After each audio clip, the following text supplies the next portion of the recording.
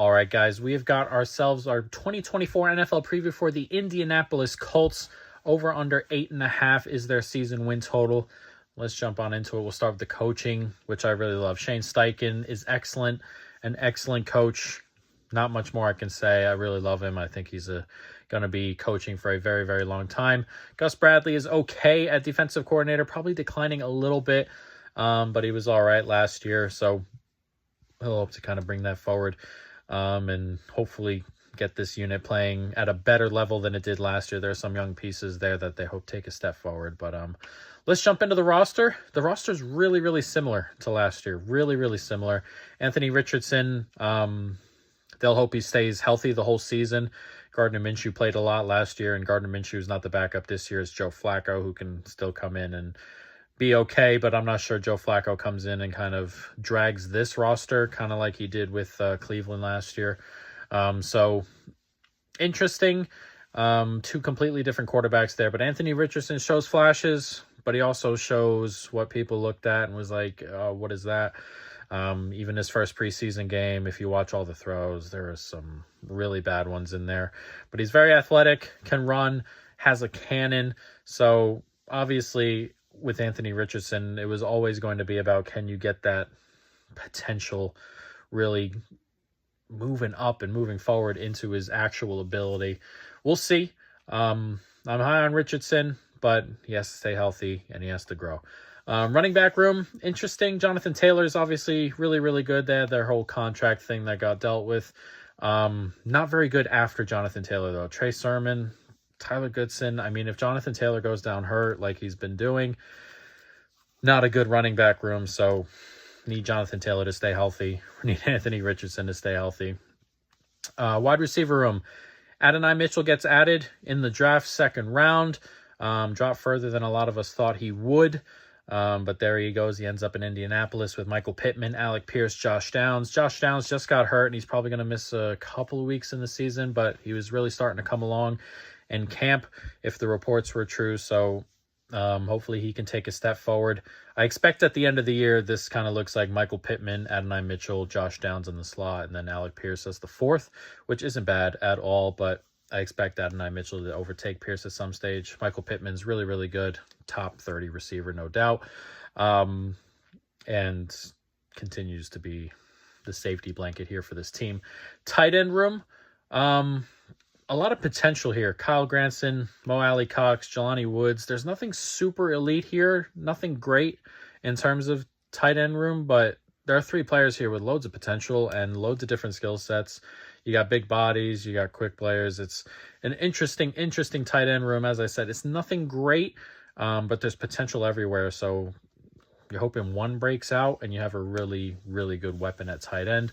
But as I said, there's decent. Mo Alley Cox, Jelani Woods, Kyle Granson, they're all good players in their own right, as I said, but nothing brilliant.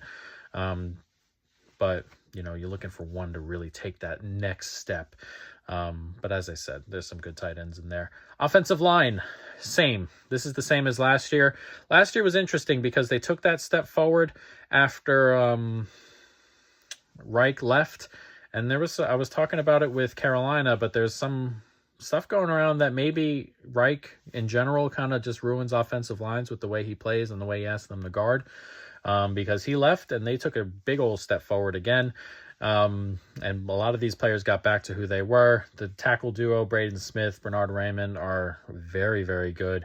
Ryan Kelly had an excellent year last year. Quentin Nelson is Quentin Nelson. Will Fries was good enough. So if they can stay healthy, it's a really, really good offensive line.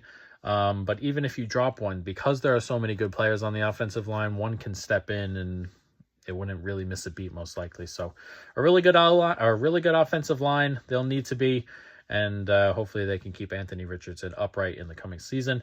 As for the defense, interesting. Again, it's very similar to last year.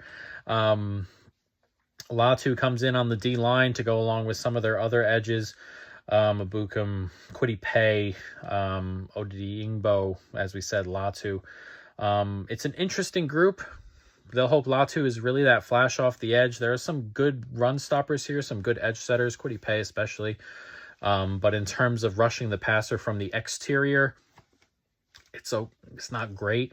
You hope somebody takes that step forward or Latu, flashes. But they all kind of have their flash moments. So they'll hope one of them can just stay consistent and go along with the interior line. DeForest Buckner, who's their best pass rusher, their best player on the defense, probably maybe the best player on the team, if you really want to go that far. But he's excellent in the middle, next to Grover Stewart, who's very effective, next to DeForest Buckner. So if you can get some edge rushing help, if you can get some pass rush off the edge and help DeForest Buckner there, it can be a really good unit there. As for run stop, they're really good just as a unit. As we said, we're good setting the edge, good of getting in behind, especially in the interior. So run stopping on this team is not a problem. It's the rest of it that's kind of a problem. And you see that in the linebacker room. EJ Speed, Zaire Franklin, there's no coverage help here, really, which is problematic. They're good in run defense, but even that can really take a step over. Zaire Franklin had the most tackles on the team last year, 134, maybe 132, but he also missed the most on the team at 25. So there's room there to grow, but the coverage needs to be a little bit better. Or, if the pass rush is better, get another half second really makes a difference when you're in coverage. Secondary, also kind of an issue. It really is. Kenny Moore is excellent in the slot, but having a really good slot corner doesn't affect the team coverage as much. If you don't have any really great boundary corners, you need to step up from Brents. Jalen Jones is okay. After that, there's really nothing there.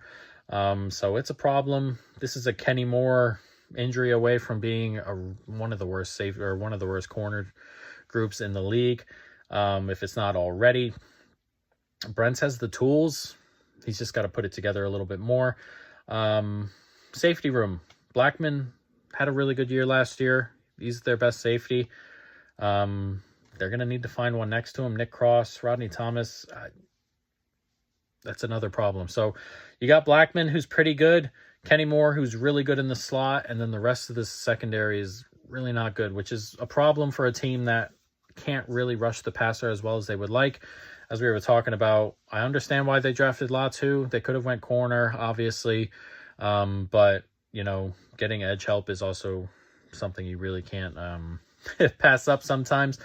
So if Latu comes in and is a good pass rusher, it takes pressure off the secondary. So we'll see there.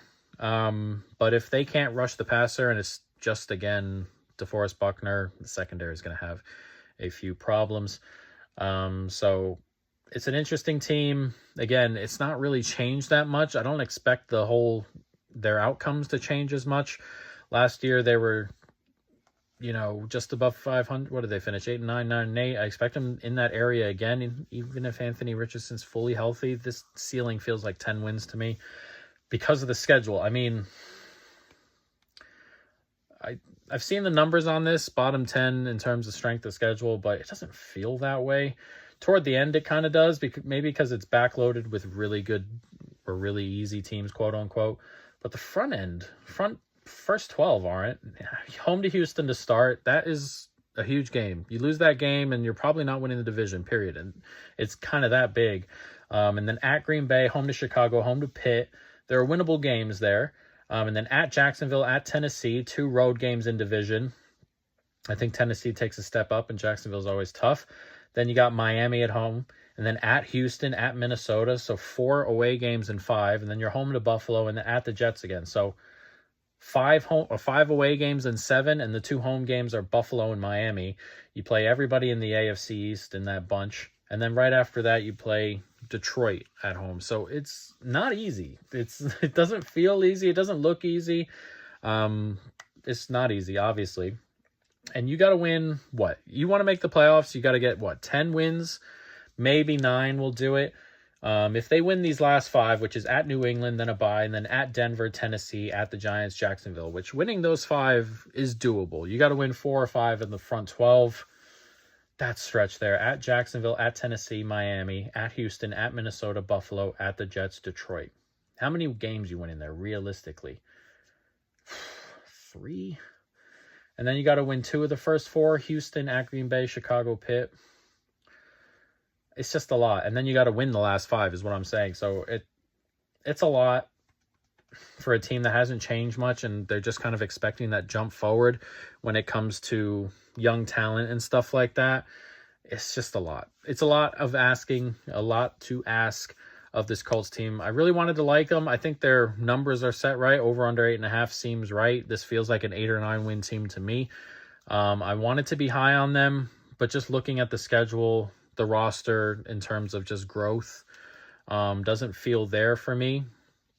There's a lot of injury downside here. I worry about the quarterback. I worry about the top running back. The O-line has to show us again that it wants to be elite. I worry about the pass rush on the edge. Secondary is also a problem, and linebacker room is not going to get better either, no matter what. So it's an interesting team. I think there are downsides here. I wanted to be high on them, and our bet for the Colts is a shot at their high side. Shane Steichen to win Coach of the Year at plus 1,600, a 10-cent bet. If this Colts team does make it to the playoffs and they win 10 or 11 and they get to their high side and everybody stays healthy, which is possible, of course, I think it'll go down to Shane Steichen, Anthony Richardson, those two. But I don't know if Richardson's going to get any of those, MVP, Offensive Player of the Year. I'm not sure he'll just quite be there. And I think Shane Steichen at 16-1 for the Colts high side is where we want it to go. So that's our bet, and that is the preview for the Colts for 2024.